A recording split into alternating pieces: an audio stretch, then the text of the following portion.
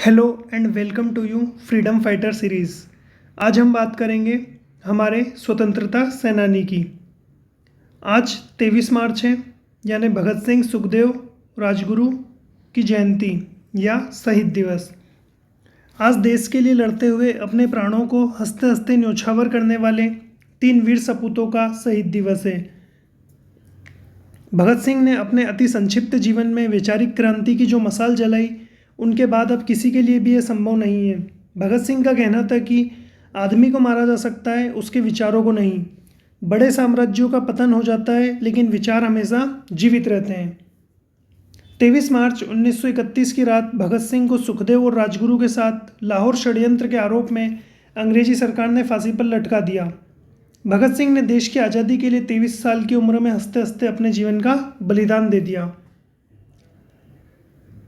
23 मार्च 2022 आज है, और आज से लगभग 91 साल पहले, मतलब 23 मार्च 1931 को यह घटना घटित हुई थी, जिसमें भगत सिंह, सुखदेव और राजगुरु को फांसी के फंदे पर लटका दिया गया था। लेकिन ये घटना क्यों हुई थी, इसके बारे में हम जानने का प्रयास करते हैं। 1928 में सैंडर्स की हत्या और 1929 में केंद्रीय असेंबली में भगत सिंह द्वारा बम फेंकना, इन 2 कारणों से ही इन तीनों वीरों को फांसी दी गई। अब हम देखते हैं कि सैंडर्स की हत्या क्यों की। सैंडर्स की हत्या के पीछे एक बड़ा कारण था साइमन कमीशन। साइमन कमीशन की नियुक्ति ब्रिटिश सरकार ने 1927 में की थी और ये 1928 में भारत आया।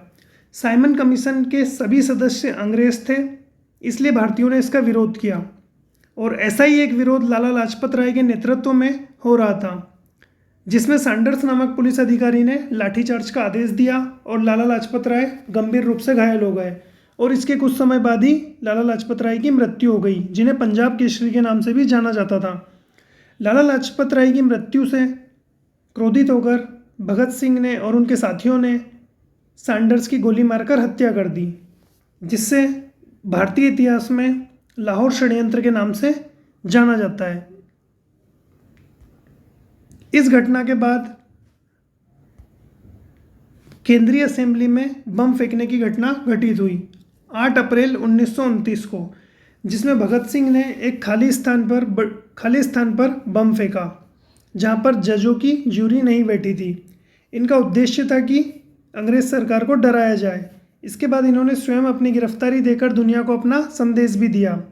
उनकी गिरफ्तारी के बाद उन पर सैंडर्स की हत्या में शामिल होने और देशद्रोह से संबंधित धाराओं के तहत मुकदमा दर्ज किया गया। बम फेंकने के बाद भगत सिंह द्वारा फेंके गए पर्चों में यह लिखा था कि बहरे हो चुके लोगों को सुनाने के लिए ऊंची आवाज़ जरूरी है। उन्होंने सदन में खाली स्थान पर बम फेंका था, क्योंकि भगत सिंह चाहते थे कि इसमें कोई खून खराबा ना हो और अंग्रेज सरकार तक उनकी आवाज़ भी आराम से पहुंच जाए। ये एक आर्टिकल है उस टाइम का, जिसमें भगत सिंह और बटुकेश्वर दत्त का उल्लेख किया गया था। और ये आज की जो संसद है, ये उस टाइम सेंट्रल असेंबली के नाम से जानी जाती थी, और यहीं पे ये घटना घटित हुई थी। इसके अलावा ये द ट्रिब्यून का आर्टिकल है, जो कि लाहौर से प्रकाशित होता था। इसके फ्रंट पेज पे भगत सिंह को मतलब फांसी की सज़ा देने की सूचना छपी थी। और इस प्रकार भगत सिंह, सुखदेव और राजगुरु को अंग्रेजी हुकूमत ने फांसी के फंदे पर लटका दिया, और ये तीनों हंसते हंसते अति अल्प आयु में देश के लिए समर्पित हो गए और अपना सर्वोच्च बलिदान दे दिया। और आज इन्हीं की याद में 23 मार्च को पूरा देश शहीद दिवस के रूप में मनाता है।